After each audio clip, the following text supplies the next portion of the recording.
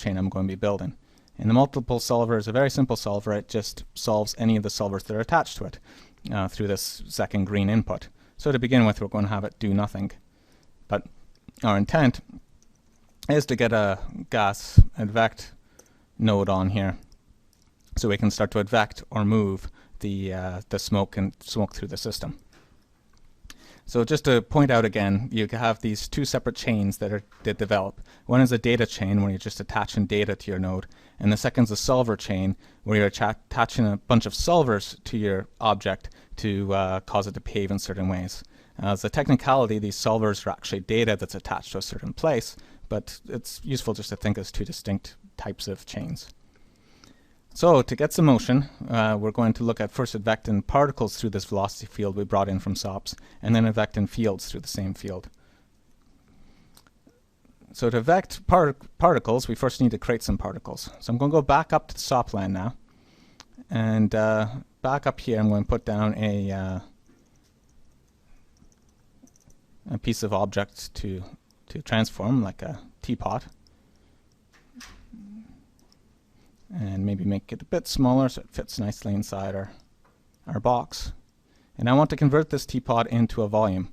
And this is where the ISO offset node lets you do as it says, convert into a volume. Probably want a slightly higher sampling than that so I get something that looks good. And so there we have it as a fog volume. Now I can scatter this. Actually, first I will change my default density to refer to it. So our previous density was out of the volume VOP, but instead I can do a volume mix, to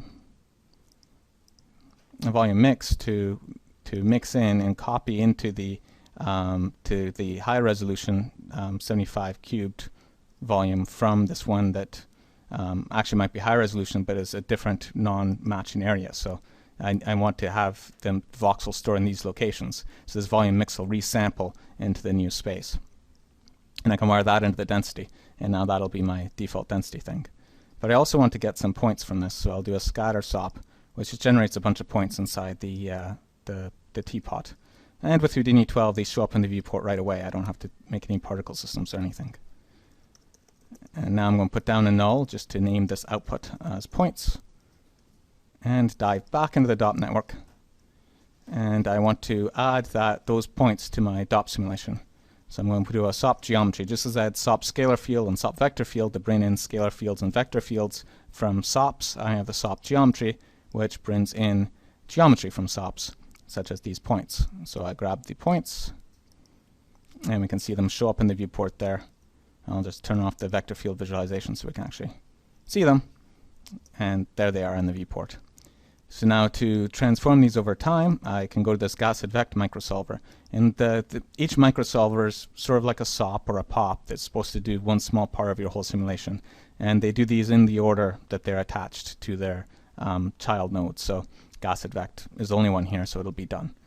So for my geometry, I happen to know that the name of the geometry that was added was geometry. We can see it here. And the velocity field is actually still called vector field. I forgot to rename it. So go back to the SOP vector field, rename this to vel, and now we can see it's called vel. And that way, when I type in vel for the velocity field, we're going to have it advect properly. So if I hit play, you can see this fly out. It's moving really fast because these are very large velocities we have here. So what I can do is just change the time scale so it runs at 10th speed. And now I can watch it sort of swirl out in a more reasonable speed. So having advected the points through this velocity field, what about the field, the fog field? This I can do. Again, gas advect is such a useful operation. We have three of them. We have the gas advect, which is just a basic building block for advecting fields or points. Gas advect CL, which is for the OpenCL accelerated modes, and so that's only for fields. And then we have gas advect field, and this is also only for fields, but it works at the higher level, so it can do some higher order advection, which results in a sharper and better image, as we'll see shortly. So I can advect my density field by my velocity field, and if I make sure I set my time scale to 0.1 again, and as I hit play, we'll see it squirm out of shape into a nice spaghetti shape as it follows the patterns of that noise. Now if I go back to my SOP scalar field visualization, I can turn on the plane visualization, and as I play forward and jump to a frame like frame 20 here, we can see the fluid as it moves through, it starts to smear out over time. And this is actually less than it could be. If I go to the gas effect field and switch the type to a single stage type, it'll be smearing out a lot faster. And so we'll get a very smooth, fuzzy boundary very quickly. The higher order advection types are basically trying to keep the sharp surfaces sharp, but they're at a price. The modified McCormack's about twice as slow as the single stage, and BFECC is about 3 times as slow. Modified McCormack's usually the best result for most purposes, which is why it's the default. So now we can move fields and particles through this velocity field. The next stage to a fluid solver is to add more density into the solution. So rather than starting off with our fixed density grid, we want to add density slowly over time. So what we did before to add the density is we just initialized it with a SOP scalar field. Now, however, we want to add it over time. So I'm going to go to where we wired up this density going into the DOP simulation, and instead wire that directly to our volumes. It's going to just have an empty density on frame 1. If I drop back down, you can see it has an empty density. I'm also going to turn off the point display so it does not distract us. So from this original teapot, what we did here was use the ISO offset, but there's another node called the fluid source, which is more of a kitchen sink approach to converting nodes into fog volumes or SDF volumes. Can increase this resolution, get a better resolution, and I also need to increase the, decrease the feather length.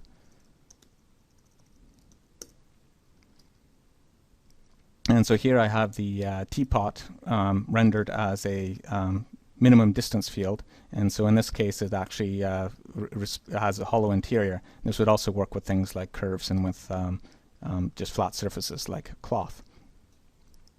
What I can also do here is it has options for noise, so I can turn on noise options, and in this case I really need to reduce the element size so we can see the noise. There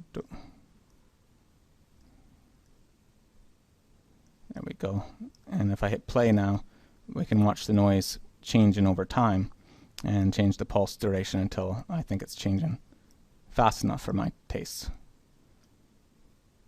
So given my my volume that I want to use as my source, I can now, I'm going to create a null just so I can track where this came from, which I'm going to call source.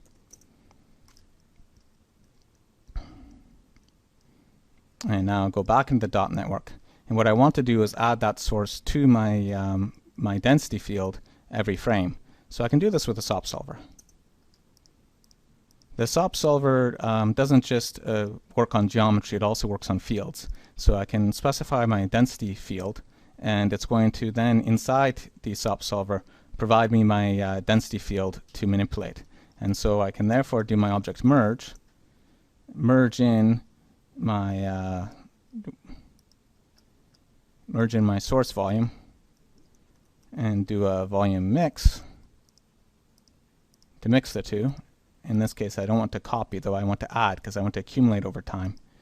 And if I run with this setup, we're going to see it very quickly get very dense, because I'm just constantly adding very quickly.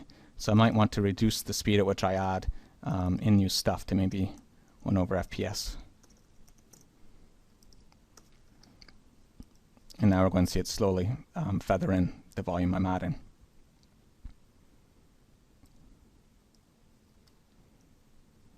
You can also see that without the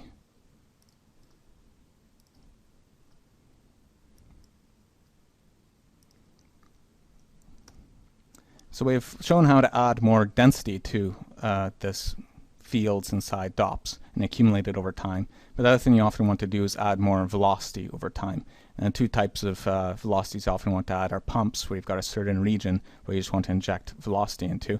And the other is something more dynamic, such as maybe gravity or buoyancy, where you want the smoke, for example, to fall over time. So to do the first one, I'm going to go back up to the SOP level to create my masked force velocity. So first I'll rewire that the velocity input so it doesn't have any initial velocity, but has zero initial velocity. And also create a little modeled mask for where I want my velocity to be. In this case, it's going to be in this the sphere, and maybe a little bit higher up and a little bit smaller. There we go. I like that. And we do again an ISO offset because you just want to convert this into a mask, and maybe a bit higher resolution mask than that. And at the same time, I also want to create a velocity volume. And so I'm going to just do a straight vector volume with a vertical direction, name called force. And again, make it a bit higher resolution. And then I want to multiply this, mask out this volume with the values inside this mask. And I can do this by first just triplicating the mask, and then doing a volume mix to multiply the velocity volume by this mask. So it defaults to copy, but I switch to multiply. And now we have one which is the Y channels up in that direction. And I output this using a null to create a force reference. Now in this space here, I'm going to, instead of using a SOP solver to bring it in, I'm going to bring it in a slightly different way. I'm going to bring it in using another vector field, SOP vector field. So I'm just going to rename this one so we can keep track of things. It's called velocity and this is called density. I'm going to bring in another SOP dop. So brave. No, I'm braver than that. Nothing will go wrong. I don't have to save my files. Okay, welcome back. So we're trying to create source velocities, but I believe I've already created. Yes, I'm trying to add a force vector field into the DOP simulation. So 1, 2, 3, start. We're going to add a force vector field into this simulation. So I'm going to call its data name force and tell it to grab the use SOP dimensions and grab the SOP called force. But what I'm also going to tell it is I want it to set always, which causes it to re-import the vector field every single frame. Otherwise, it will only do it on the first frame, and I won't be able to animate my incoming force. So having brought that in there, I need to add that into my onto my velocity field. So I can do that with a gas linear combination. And this one, I say my destination is going to be my velocity field, and my source is going to be velocity plus force. But the force I want to scale by my time step, so I just select time step there. And so this is going to add up the velocity times the time step. So if I turn on our vector field visualization, we can see here it's slowly growing up. And because there's no gaps in the sides, we ended up with that small overlap. So actually I can fix that. That's because of the streak conditions on the initial volumes that I brought in this volume mix. If I instead have this volume field be slightly larger to make sure I've got 0 pads on it, or if I change those primitives to have constant boundary conditions, we'll avoid that problem. And so I'll run again, and we can see we don't have that X-shaped pattern from the side areas. But you can see here we're successfully adding more and more velocity every frame in that area. You can see the smoke is rising where it actually has the positive upwards velocity. The next thing we wanted to add was some form of gravity. We can do this using the gas buoyancy. Gas buoyancy was designed for, as the name suggests, buoyant fluid, where hotter fluid rises and colder fluid falls, but there's no reason to restrict that to temperature. What it can be thought of doing is just basically a force based on a mask field, and so I specify velocity, and I want to use the density, but in this case I want the buoyancy direction to be downwards, so I set a -1 there. And now the places where the smoke is will start falling downwards, and you'll see them slowly start to move downwards there. I realize I probably also need to fix the gas vect over here to use the correct time scale. There we go, now things will move a bit faster.